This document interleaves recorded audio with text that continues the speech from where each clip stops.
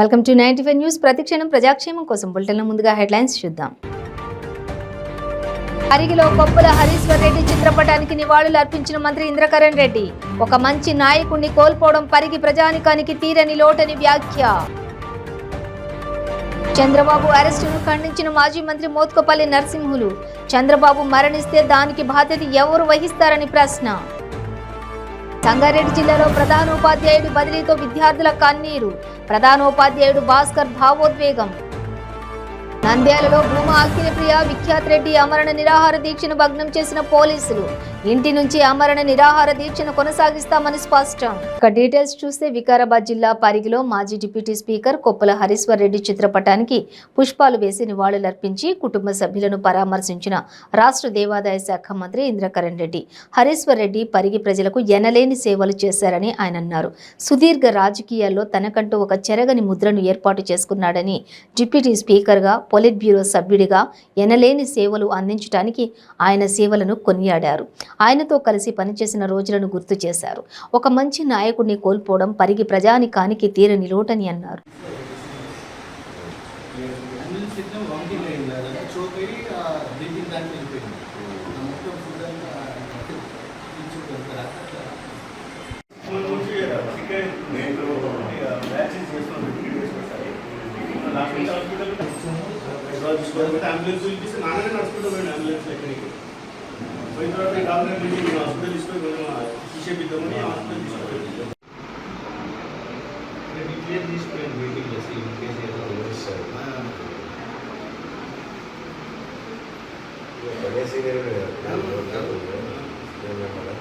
చంద్రబాబు అరెస్టును మాజీ మంత్రి బీఆర్ఎస్ నేత మోత్కుపల్లి నరసింహులు తీవ్రంగా ఖండించారు.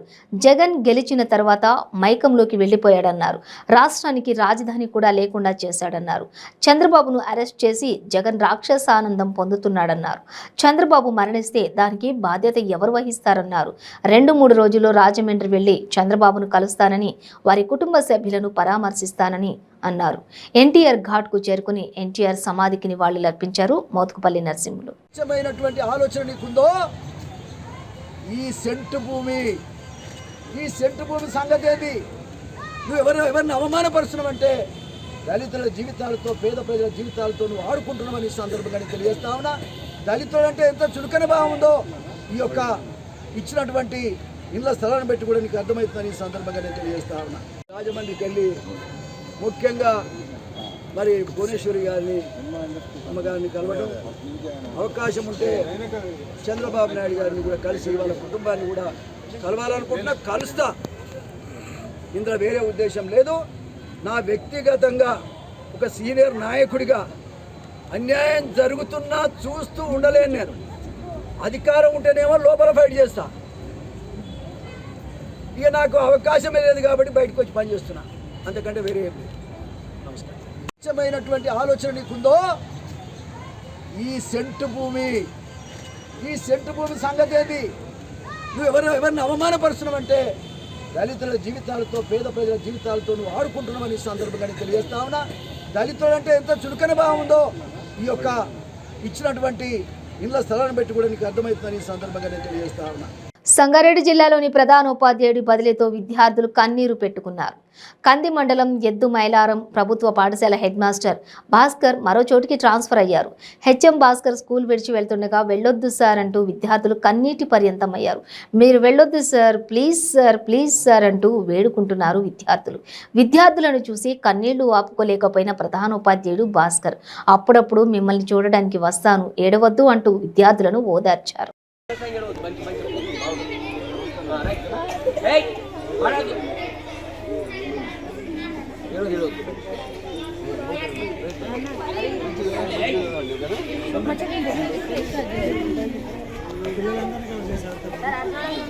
సార్ ఆ పిల్లలు కూడా బాగా చెప్పండి.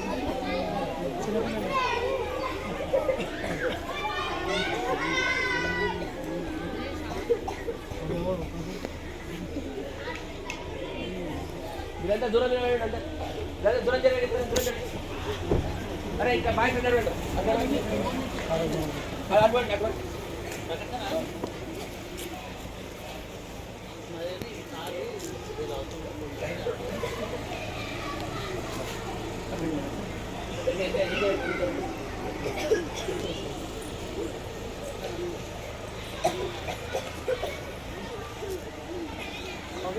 Right sir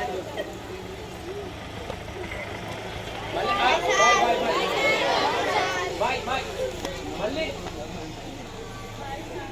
bye okay sir. Bye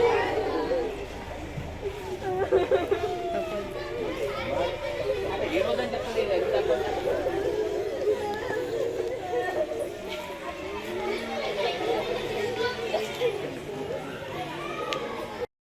ఏంటది అంత సార్ డ్యూటీ చేసుకోవాలా డ్యూటీ చేస్తా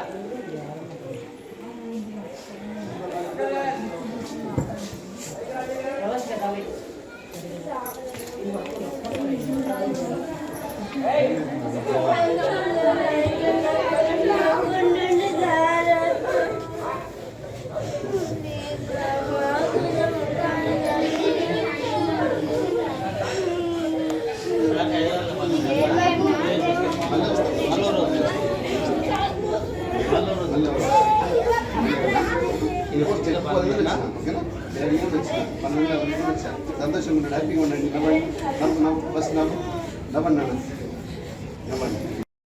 మళ్ళీ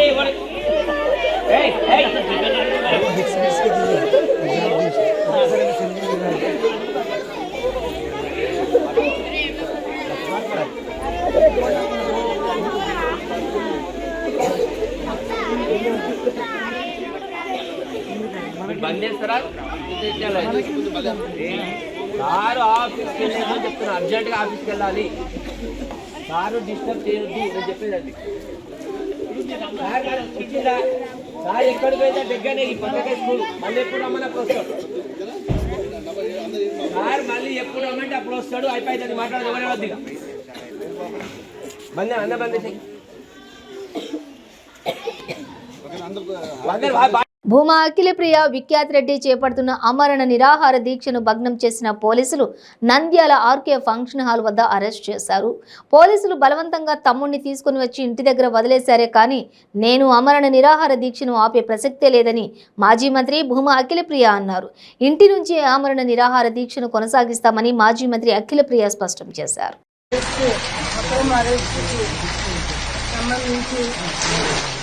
మేము ఆమరణ నిరాహార దీక్ష తీసుకోవడం జరిగింది. మేము జగద్విద్యార్థం కూడా ఈరోజు మేము తెలంగాణ కట్టి ప్రైవేట్ కంపెనీలో పర్మిషన్ తీసుకున్న తర్వాత కూడా అర్ధరాత్రి పూట పోలీస్ డిపార్ట్మెంట్, నంద్యాల డిఎస్పీ, అక్కడ ఉన్న నర్సింహులు, మిగతా సిఐలు దాదాపుగా 40 గంటలు మేము ఏదైతే ఈ దీక్షలో కూర్చున్నామో అర్ధరాత్రి పూట మహిళలను కూడా చూడకుండా వెంటనే నన్ను లాక్కొని వచ్చి స్టేషన్కి తీసుకుపోలేదు, హాస్పిటల్కి తీసుకుపోలేదు. నంద్యాల నుంచి ఆలగడ్డ వరకు నన్ను తీసుకురావడం జరిగింది. డిఎస్పీ మహేశ్వర్ రెడ్డి నంద్యాల బలవంతంగా నా చేతిలోంచి ఫోన్ లాక్కుండడం జరిగింది. ఇంకా చాలా జరిగినాయి అక్కడ. అసలు నిజంగాంటే ఇంత దౌర్భాగ్యమైన ఇంత నీచానికి ఓడగొడతారని కూడా మేము అనుకోలేదు. ఎందుకంటే ప్రొటెస్ట్ అనేది ప్రతి ఒక్కరి హక్కు. ఈ దేశంలో హంగర్ స్ట్రైక్స్, ఆమరణ నిరాదీక్షలు చేయకపోతే మనకు స్వాతంత్రం వచ్చేదా? మన రాజ్యాంగంలో ఎక్కడ కూడా హంగర్ స్ట్రైక్ అనేది క్రైమ్గా ఇక్కడ చూపెట్టండి. ఎందుకంటే ఎంతో మంది ఆ త్యాగం చేసినందుకే మనకి స్వాతంత్ర్యం వచ్చింది. అటువంటి శాంతియుతంగా జరిగే ప్రొటెస్ట్ని శాంతియుతంగా నేను ఒక టెంట్ వేసుకుని నా పని నేను అక్కడ కూర్చొని నేను ఒక నిరసన తెలియజేస్తుంటే వాళ్ళు బలవంతంగా అర్ధరాత్రి పూట ఆల్రెడీ ఆ దీక్ష చేయడం వల్ల వీక్ ఉంటాము ఫిజికల్గా. అటువంటిది ఇష్టం వచ్చినట్టు బలవంతంగా ఎక్కి పడేసి పాస్బుక్లో సవరణల కోసం 2 లక్షల రూపాయల లంచం డిమాండ్ చేస్తూ తహసీల్దార్ ఆర్ఐ ఏసీబీ అధికారులకు చిక్కారు. ఈ సంఘటన ఆదిలాబాద్ జిల్లా మావల మండలంలో చోటు చేసుకుంది. ఆదిలాబాద్కు చెందిన యతేంద్రనాథ్ అనే రైతు మావల సమీపంలోని 14 ఎకరాల భూమికి సంబంధించిన 4 పాస్బుక్ల్లో సవరణల కోసం తహసీల్దార్ కార్యాలయంలో సంప్రదించాడు. అందుకు గాను అధికారులు 2 లక్షల రూపాయలను డిమాండ్ చేశారు. చేసేది లేక బాధితుడు ఏసీబీ అధికారులను ఆశ్రయించాడు. వారి సూచనల మేరకు తహసీల్దార్ అరీఫా సుల్తానాను ఆర్ఐ హనుమంతరావు మావల తహసీల్దార్ కార్యాలయంలో 2 లక్షలు అందజేస్తుండగా ఏసీబీ డీఎస్పీ రమణమూర్తి ఆధ్వర్యంలో దాడులు నిర్వహించి రెడ్ హ్యాండెడ్గా పట్టుకున్నారు. పోలీసులు కేసు నమోదు చేసి దర్యాప్తు చేస్తున్నారు.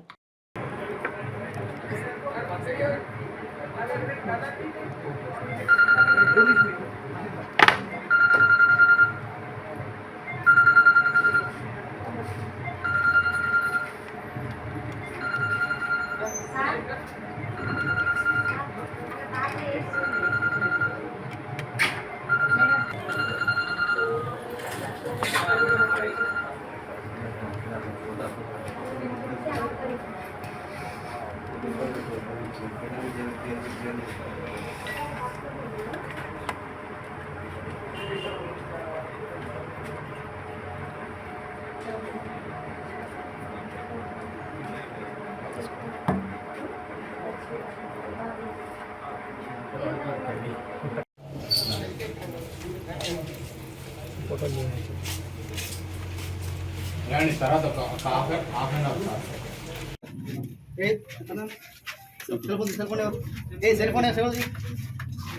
Okay sir. ఆదిలాబాద్ టౌన్ వాస్తవంలో యతేంద్రనాథ్ యాదవ్ ఈయన తన భూమికి సంబంధించిన పాస్బుక్ల్లో ఉన్న తప్పుల్ని సరి చేసుకోవడానికి ఆయన దరఖాస్తు చేసుకున్నాడు. అయితే అటు దరఖాస్తు ఆ తప్పులు సరిచేయడానికి మావల తహసీల్దార్ గారు రిపోర్టు పంపాలి. ఆ రిపోర్టు పంపించడానికి శాస్త్రి గారు ఆరిఫా సుల్తానా గారు ఆర్ఐ హనుమంతరావు గారు 2 లక్షల రూపాయలు డిమాండ్ చేసి ఆ 2 లక్షల రూపాయలు తీసుకుంటూ ఈరోజు ఏసీబీకి రెడీ హ్యాండ్గా దొరికినారు. వాళ్ళని ఆర్ఐ గారు తీసుకున్నారు, ఆర్ఐ గారు తీసుకున్నారు. ఇద్దరు డిమాండ్ చేశారు. దానికి అన్ని ఆధారాలు ఉన్నాయి మా దగ్గర. ఆమెను కూడా అరెస్ట్ చేసినాము. ఇద్దరిని కూడా కోర్టులో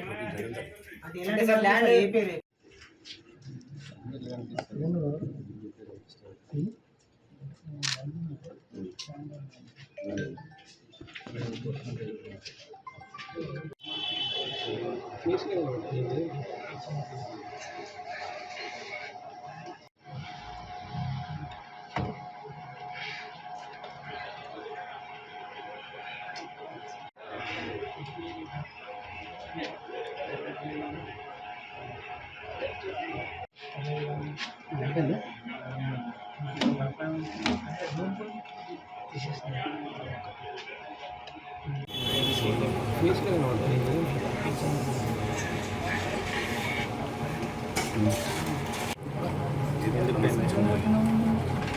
వినాయక నిమజ్జనానికి సంబంధించి తట్టివారిపల్లి చెరువు వద్ద అన్ని ఏర్పాట్లు చేయడం జరిగిందని 1 టౌన్ సిఐ మహబూబ్ పాషా తెలిపారు. వివిధ ప్రాంతాల నుంచి నిమజ్జనానికి వస్తున్న వినాయక విగ్రహాలను ఆయన పరిశీలించారు. ఈ సందర్భంగా సిఐ మాట్లాడుతూ ఎమ్మెల్యే, ఆర్డీఓ, డీఎస్పీ సూచనల మేరకు నిమజ్జనానికి ఎటువంటి ఇబ్బందులు తలెత్తకుండా ప్రత్యేక చర్యలు తీసుకోవడం జరిగిందని అన్నారు. ముఖ్యంగా క్రేన్లు, విద్యుత్ దీపాలను ఏర్పాటు చేయడం జరిగిందని వివరించారు.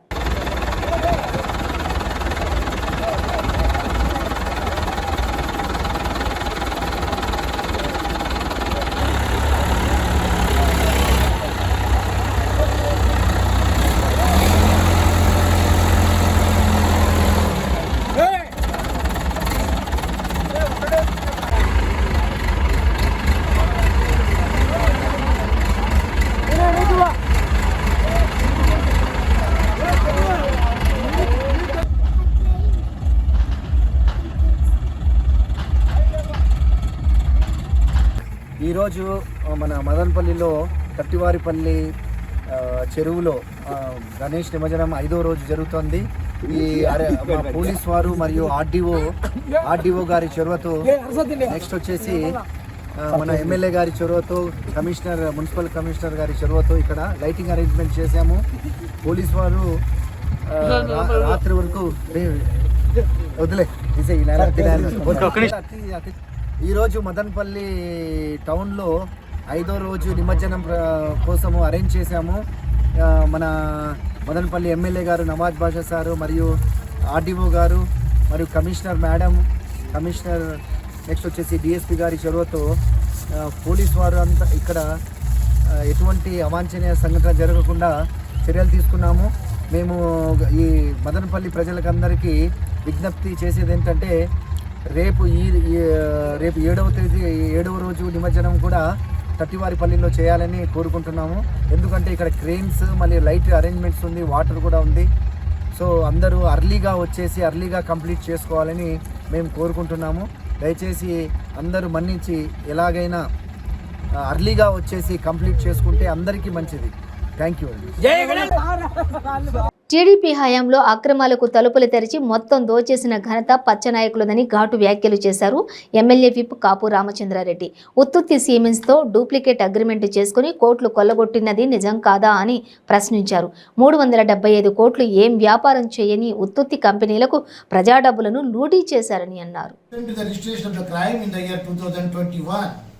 Examined as many as more than 140 witnesses and collected documents to the tune of more than 4,000. హైకోర్టులో ఫాస్ట్ పిటిషన్ ఇచ్చిన ఆర్డర్ 140 మంది సాక్షుల్ని విచారించారు. ఈ పాపం చంద్రబాబుదే, దొంగ చంద్రబాబే అనడానికి సాక్ష్యం ఎంతమంది చెప్పారు? 140 మంది సాక్షులు చెప్పారు. దానికి సంబంధించిన డాక్యుమెంట్స్ ఎన్ని ఉన్నాయి? పేపర్లు 4,000 పేపర్లు తీస్తారు. 4,000 పేపర్లు డాక్యుమెంట్స్ దొరికినాయి. ఇంకేం కావాలి నీకు? సాక్ష్యాలు లేవు అని చెప్పేసి అడ్డదిడ్డంగా మాట్లాడు. అతిగా వాదేవాళ్ళు నోళ్ళు భద్రం పెట్టుకోకపోతే తగిన మూల్యం చెల్లించుకోక తప్పదు. జాగ్రత్తగా మాట్లాడండి చెప్తాను. ఎవరు ఆఫీసర్లు చేసినారు? నాకేం సంబంధం? పదే చెప్తా ఉన్నాము. నోట్ ఫైల్స్లో చంద్రబాబు నాయుడు 13 సార్లు సంతకం పెట్టున్నాడు. ఒకసారి 2 సార్లు కాదు. ఈ డబ్బులు రిలీజ్ చేయడానికి ఆదేశిస్తూ 13 సంతకాలు ఉన్నాయి. 1, 2 కాదు, 13 సంతకాలు. అప్పటి ఫైనాన్స్ సెక్రటరీ ఈ డబ్బు పేమెంట్ కూడా క్యాబినెట్ అప్రూవల్ కావాలా, లేకపోతే పేమెంట్ చేయడానికి కుదరదు అంటే మూసుకొని అని చెప్పాడు చంద్రబాబు నాయుడు. ఆ అర్థం వచ్చేలాగా, ఆ భాష కాకపోయినా ఇచ్చేయండి డబ్బులు అని చెప్పి ఆదేశాలు ఇస్తే అది రికార్డ్ చేస్తారు. డబ్బులు ఇవ్వడానికి రాలేనప్పటికీ కూడాను ముఖ్యమంత్రి గారు ఆదేశిస్తున్నందువల్ల డబ్బులు ఇవ్వండి అని చెప్పి రాశారు. కాణిపాకంలో గరుడ సేవను వైభవంగా నిర్వహించారు. ప్రధాన ఆలయానికి అనుబంధమైన వరదరాజస్వామి గుడిలో తిరుమలేశ్వరుడి గరుడ సేవకు అనుసంధానంగా గరుడ సేవ జరిగింది. ఆలయంలో మూల విరాట్కు అభిషేకం చేసి స్వామిని సుందరంగా అలంకరించి భక్తులకు దర్శన భాగ్యం కల్పించారు. రాత్రి శ్రీదేవి భూదేవి సమేత వరదరాజస్వామి ఉత్సవ విగ్రహాలను గరుడ వాహనంపై ఉంచి పురవీధుల్లో ఊరేగించారు. స్వామిని దర్శించుకోవడానికి భారీగా భక్తులు విచ్చేశారు.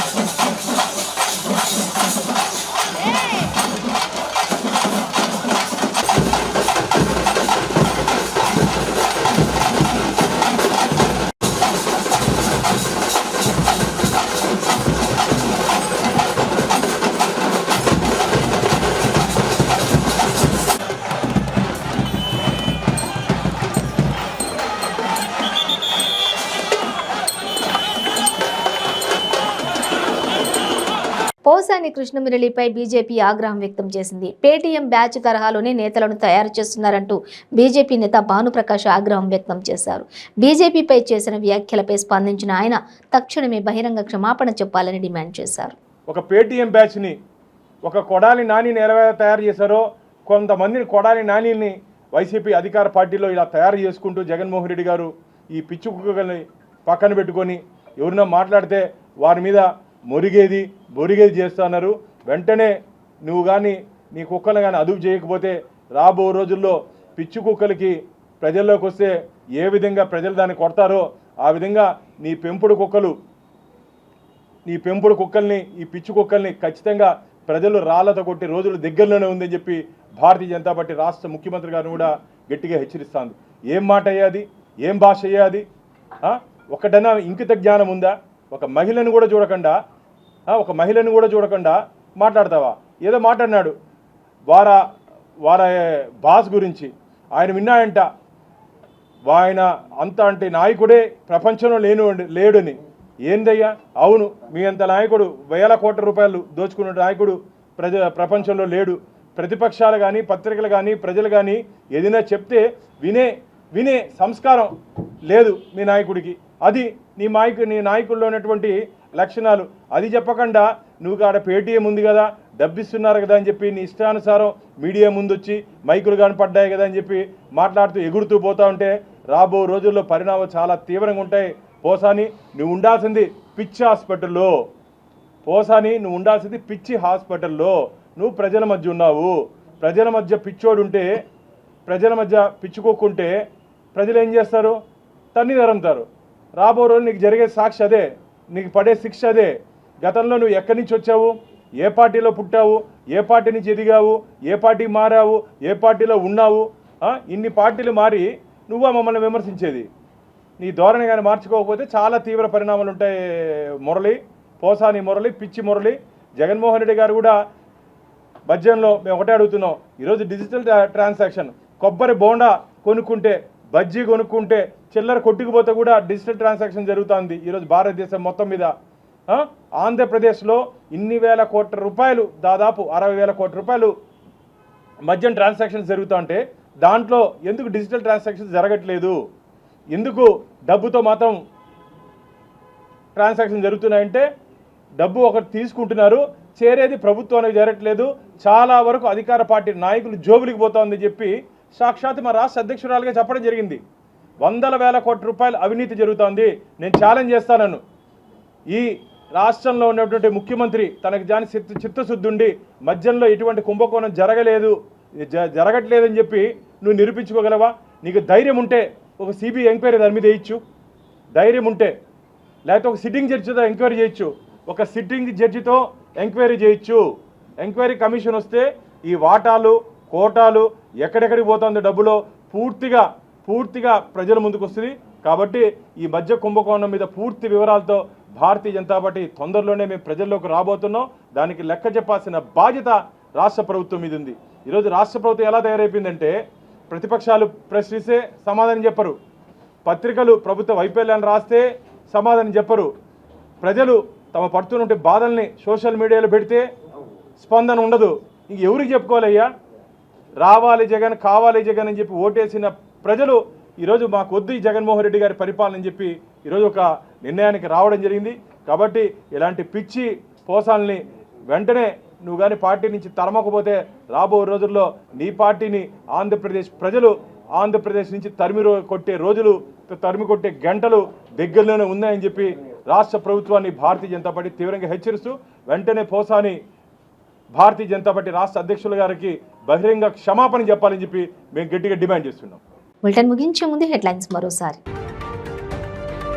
పరిగిలో కొప్పుల హరీశ్వర్ రెడ్డి చిత్రపటానికి నివాళులు అర్పించిన మంత్రి ఇంద్రకరణ్ రెడ్డి. ఒక మంచి నాయకుడిని కోల్పోవడం పరిగి ప్రజానికానికి తీరని లోటని వ్యాఖ్య. చంద్రబాబు అరెస్టును ఖండించిన మాజీ మంత్రి మోత్కోపల్లి నరసింహులు. చంద్రబాబు మరణిస్తే దానికి బాధ్యత ఎవరు వహిస్తారని ప్రశ్న. సంగారెడ్డి జిల్లాలో ప్రధానోపాధ్యాయుడి బదిలీతో విద్యార్థుల కన్నీరు. ప్రధానోపాధ్యాయుడు భాస్కర్ భావోద్వేగం. నంద్యాలలో భూమా అఖిలప్రియ విఖ్యాత్ రెడ్డి అమరణ నిరాహార దీక్షను భగ్నం చేసిన పోలీసులు. ఇంటి నుంచి ఆమరణ నిరాహార దీక్షను కొనసాగిస్తామని స్పష్టం. ఇవి బులెటిన్ డీటెయిల్స్. చూస్తూనే ఉండండి 95 న్యూస్.